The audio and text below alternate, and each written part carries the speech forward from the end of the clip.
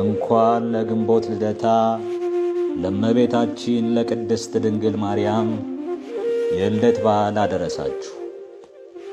ውድ የተዋሕዶ ልጆች፣ በዚህ ዝግጅት የእመቤታችንን የቅድስት ድንግል ማርያምን የልደቷን ታሪክ እንዘግባለን። ዝግጅቶቻችን ለበርካታ ኦርቶዶክሳውያን ተደራሽ እንዲሆኑ ቻናላችን ሰብስክራይብ በማድረግና ቪዲዮዎቻችን ላይክ፣ ኮሜንት እና ሼር በማድረግ እንድትጀምሩ እናስታውሳችኋለን። በስመ አብ ወወልድ ወመንፈስ ቅዱስ አሐዱ አምላክ። ልደታ ለማርያም በኦርቶዶክሳዊት ቤተክርስቲያን ግንቦት 1 ቀን የእመቤታችን የቅድስት ድንግል ማርያም ልደት የሚከበርበት ዕለት ነው። ይህ ዕለት ቅዱስ ኤፍሬም በውዳሴ ማርያም የመመኪያችን ዘውድ የንጽሕናችን መሠረት ያላት ወላዲት አምላክ ድንግል ማርያም የተወለደችበት ነው። ነቢየ እግዚአብሔር ኢሳይያስ ድንግል ትጸንሳለች ወንድ ልጅም ትወልዳለች ብሎ ትንቢት እንደተናገረላት ያቺ ድንግል በዚህ ዕለት ተወለደች። ይህች ቀን ልበ አምላክ ክቡር ዳዊት የወርቅ ልብስ ተጎናጽፋ ንግሥቲቱ በቀኝ ትቆማለች ብሎ በመዝሙር 44 ቁጥር 9 ላይ እንደተናገረላት ንግሥት የተገኘችባት ዕለት ናት። ቅዱስ ዮሐንስም በራእዩ ፀሐይን የተጎናጸፈች ጨረቃን የተጫማች 12 የከዋክብት አክሊል በራሷ ላይ ያላት ብሎ የመሰከረላት የብርሃን እናቱ ድንግል ማርያም የተወለደችበት ቀን ናት። የእርሷም ልደት እንደ እንግዳ ደራሽ እንደ ውሃ ፈሳሽ ድንገት የተከሰተ ሳይሆን አስቀድሞ በትንቢት በምሳሌና በራእይ የሰው ልጅን ድህነት በጉጉት ሲጠባበቁ ለነበሩት ቅዱሳን ሲገለጽ የነበረ ነው።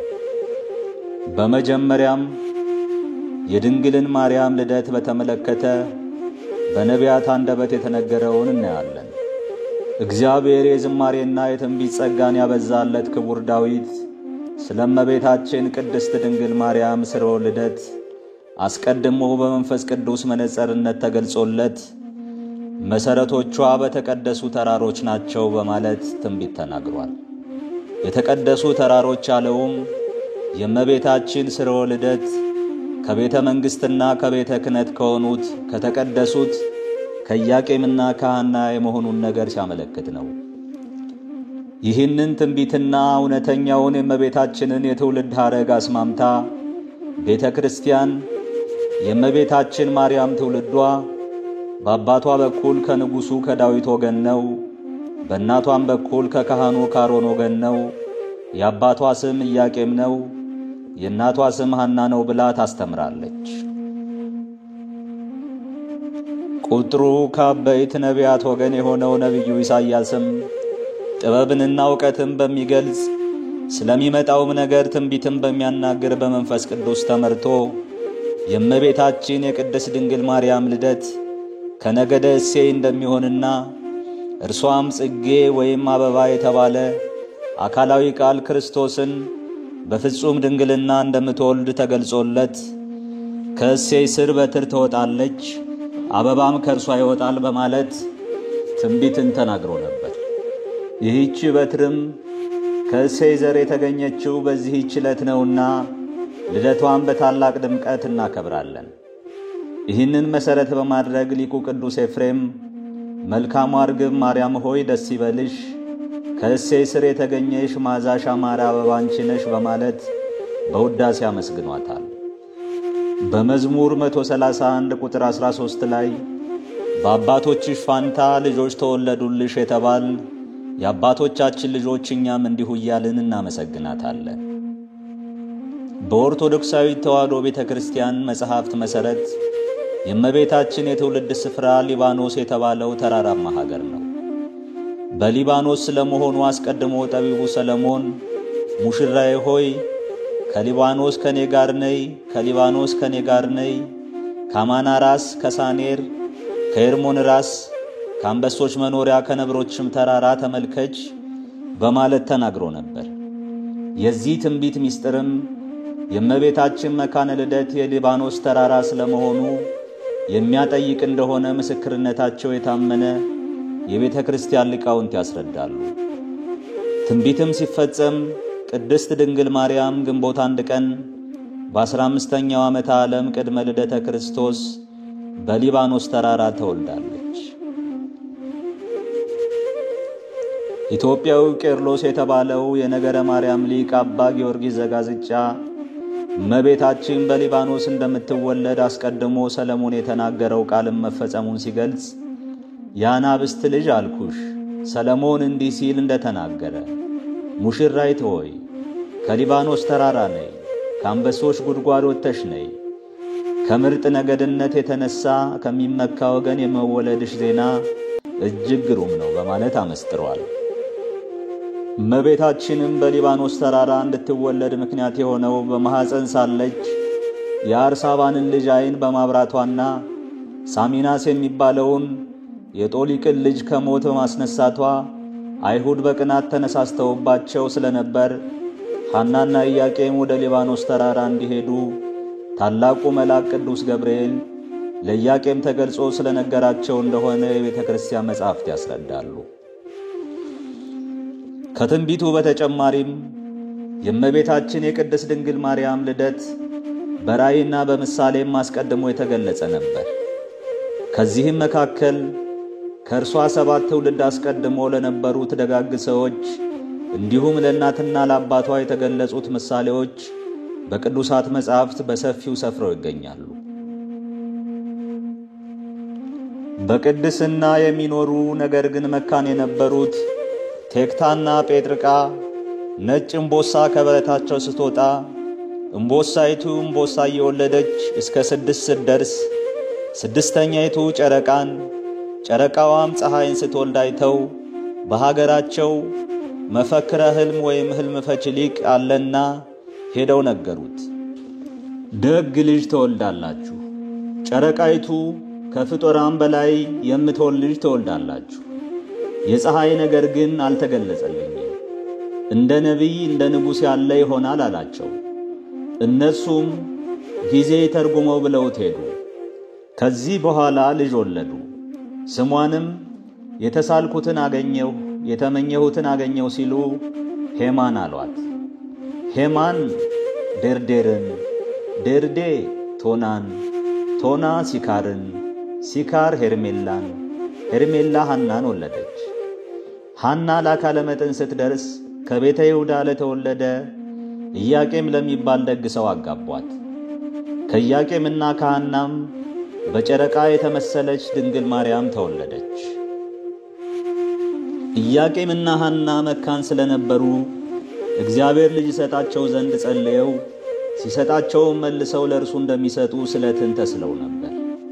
ጸሎታቸው ሲደርስ ለሐና በሕልም ተገልጾላት ለባለቤቷ ለኢያቄም ነጭ ርግብ መታ በራሴ ላይ ተቀምጣ ከራሴ ላይ ወርዳ በጆሮዬ ገብታ በማኅፀኔ ስትተኛየሁ ብለዋለች።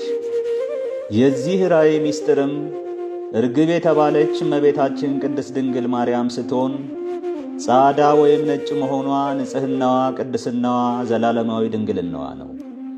ነጭ ርግብ መታ በራሴ ላይ ተቀምጣ ከራሴ ላይ ወርዳ በጆሮዬ ገብታ በማኅፀኔ ስትተኛየሁ ማለቷ ብስራተ ገብርኤልን በጆሮዋ ሰምታ በግብረ መንፈስ ቅዱስ አምላክን የምትጸንሰውን ንጽሕት ርግብ የተባለችውን እመቤታችንን የምትወልደው መሆኗን ሲያጠይቅ ነው።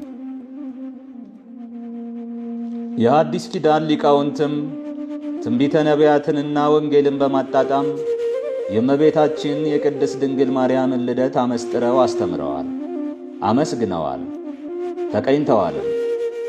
የእርሷን ልደት እጅግ ብዙ ሊቃውንት በስፋትና በጥልቀት ያመሰጠሩት ሲሆን ለምሳሌ ያክል ኢትዮጵያዊው ሊቅ ቅዱስ ያሬድ ስለ እመቤታችን ልደት ማርያምስ ከጥንት ጀምሮ በአዳም ባህሪ ውስጥ እንደ ነጭ ዕንቁ ታበራለች በማለት እርሷ በደፈረሰው ዓለም በንጽሕና በቅድስናና በድንግልና ስታበራ እንደነበርና ኋላም የዓለም ብርሃን የሆነውን ኢየሱስ ክርስቶስን መውለዷን አመስጥሮ ተናግሯል።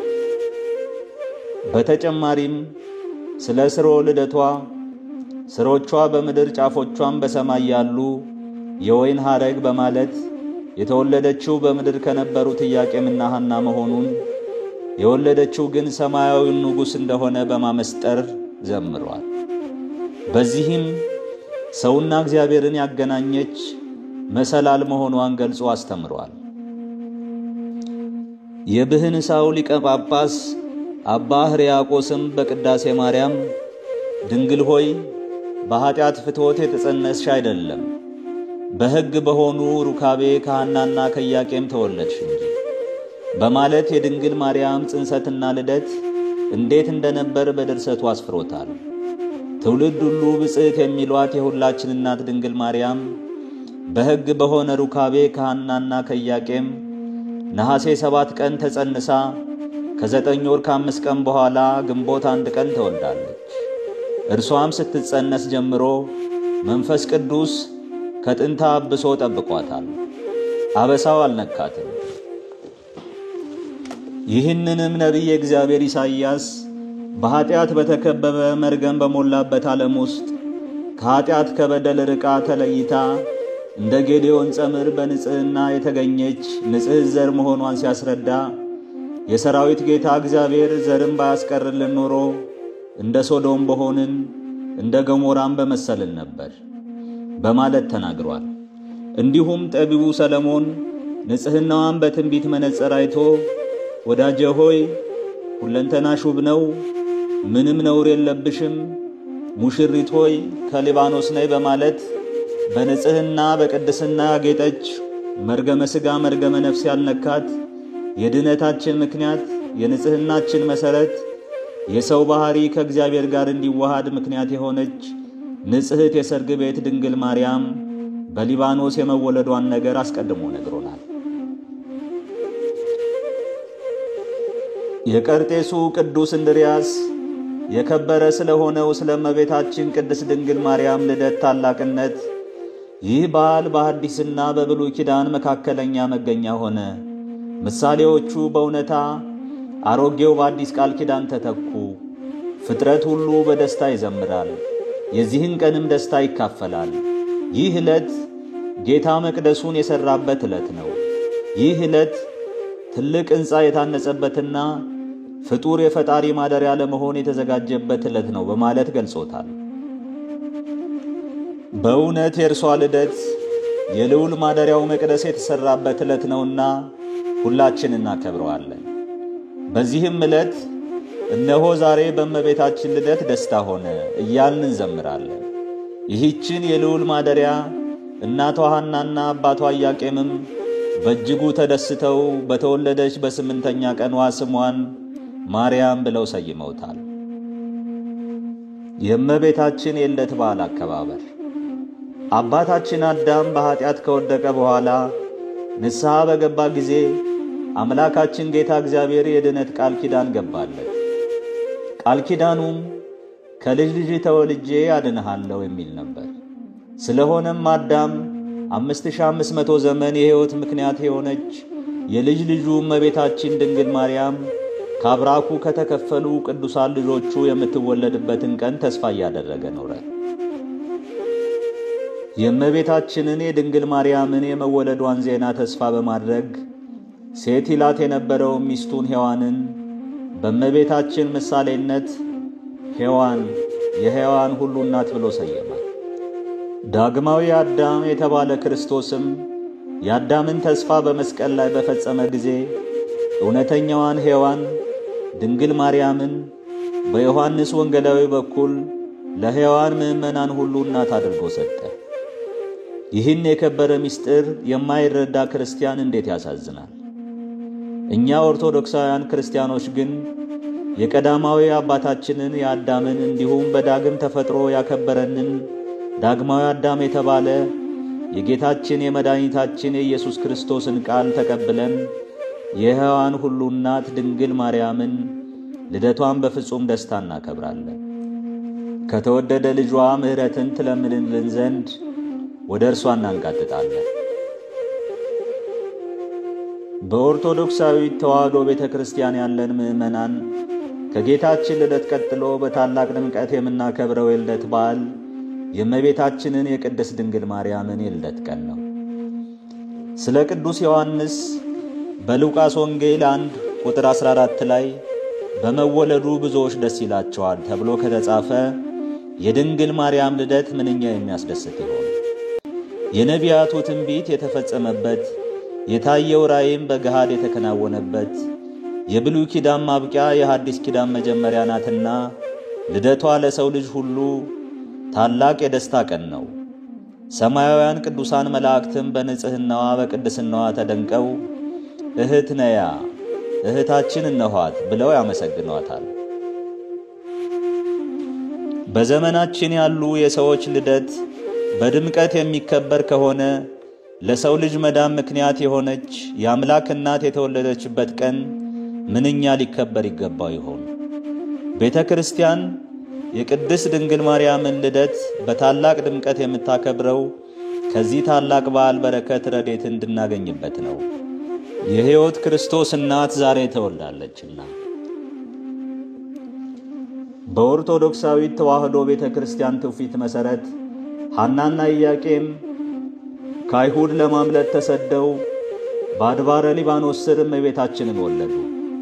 በወቅቱ ከቤት የወጡት ለሽሽት ነበርና ስንቅ ስላልያዙ ምግባቸው ንፍሮና ጥራጥሬ ነበር። ይህንን ትውፊት በመያዝ ባሉ ከቤት ውጭ ንፍሮ እየተበላ ይከበራል። ቤተ ክርስቲያናችን በሰራችልን ሥርዓት መሠረት በቀናች በተዋሕዶ እምነት ሆነን በምሕረቱ የጎበኘንን አምላካችንን እያመለክን የድነታችን ምክንያት የሆነችውን ድንግል ማርያምንም እያመሰገንን ልናከብረው ይገባል። አምላካችን እግዚአብሔር ከእመቤታችን ረድኤት በረከት ይክፈለን፣ አሜን። በዛሬው ዝግጅታችን እመቤታችን የቅድስት ድንግል ማርያምን የልደቷን ታሪክ ባጭሩ ዘግበን አጠናቀቅን። አነሳስቶ ላስጀመረን አስጀምሮ ላስፈጸመን ለልዑል እግዚአብሔር ክብር ምስጋና ይግባው፣ አሜን። ውድ የባህራን ሚዲያ ቤተሰቦች ቻናላችን ለበርካታ የኦርቶዶክሳውያን ተደራሽ እንዲሆን ቪዲዮዎቻችን ላይክ፣ ኮሜንት እና ሼር በማድረግ እንዲሁም ቻናላችን ሰብስክራይብ በማድረግና የደወል ምልክቱን በመጫን በየዕለቱ የምንለቃቸው ቪዲዮዎች እንዲደርሳችሁ እንድታደርጉ እናሳስባለን። እናመሰግናለን።